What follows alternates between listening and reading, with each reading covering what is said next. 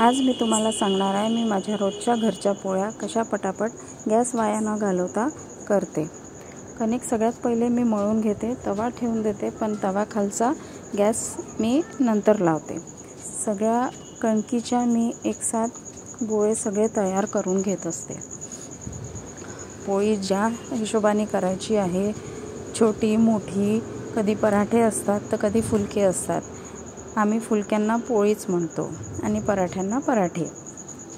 असे सगळे याचे मी आधी गोळे करून घेत असते।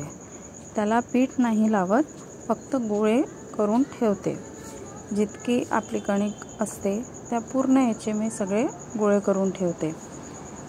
इथे मी थोडासा स्पीड वाढवलेला आहे, कारण पूर्ण व्हिडिओ जर मी नॉर्मल स्पीडमध्ये केला असता तर तो खूप लांब होत होता, म्हणून मी इथे सगळे याचे थोडी स्पीड वाढवून घेतलेली आहे। हे बघा, मी सगळे गोळे तयार करून घेतलेले आहे पीठ न लावता। आता तव्याखालची गॅस लावलेली आहे आणि आता मी पोळ्या लाटायला सुरुवात करते आहे। गॅस माझा हा मधातला लावलेला आहे, तो नॉर्मल स्पीड आहे। एक बर्नर खूप मोठा आहे आणि हे थोडं मीडियम आहे, तर मी या मीडियम याच्यावर तवा ठेवलेला आहे। एक टाकलेली आहे, तिला परतवून घ्यायची आणि दुसरी साईड थोडी जास्त होऊ द्यायची। तवा आताच गरम केल्यामुळे तवा खूप तापलेला नाही आहे, त्याच्यामुळे पहिली पोळी थोडीशी लवकरच झाली।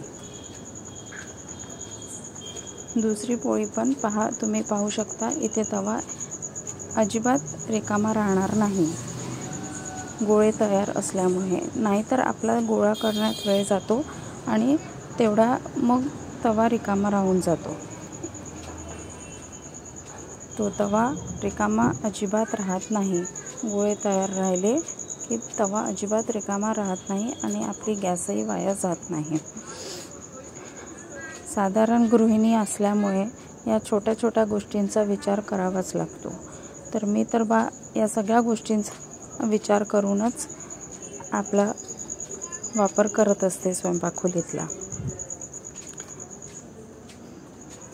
अशा मी पटापट सगळ्या पोळ्या करून घेत असते रोजही।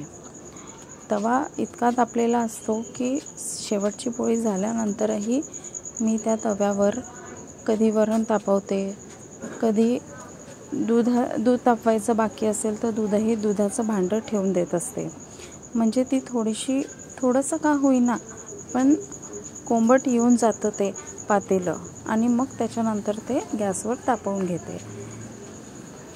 एवढ्या तेवढ्या गोष्टींचाही मी गॅसचा वापर कसा कमी होईल ह्याचा मी विचार करत असते। अशा मी पटापट, तुम्ही बघू शकता, एकदाही तवा रिकामा राहिलेला नाही आहे। इथे मी शेप गोल आला पाहिजे किंवा काय या सगळ्या गोष्टींचा विचार नाही करत। मला कमेंट करून नक्की सांगा, तुम्ही कुठल्या पद्धतीने पोळ्या करता रोजच्या? सगळे गोळे तयार करून घेता की वेळेवर सगळे गोळे तयार करता पोळी झाल्यावर? पोळ्यांचा कार्यक्रम मी सगळ्यात शेवटचा ठेवत असते। पहिले सगळं कुकर, भाजी वगैरे सगळं करून घेते, कणिक मळून घेते आणि भाजी झाल्यावर पोळ्या करायला घेते। तुम्ही कुठल्या पद्धतीने आपल्या रोजचा पोळ्यांचे कार्यक्रम करता मला नक्की सांगा कमेंट करून। इथे एक पोळी माझी झालेली आहे। चला तर मग, व्हिडिओ आवडला असेल तर लाईक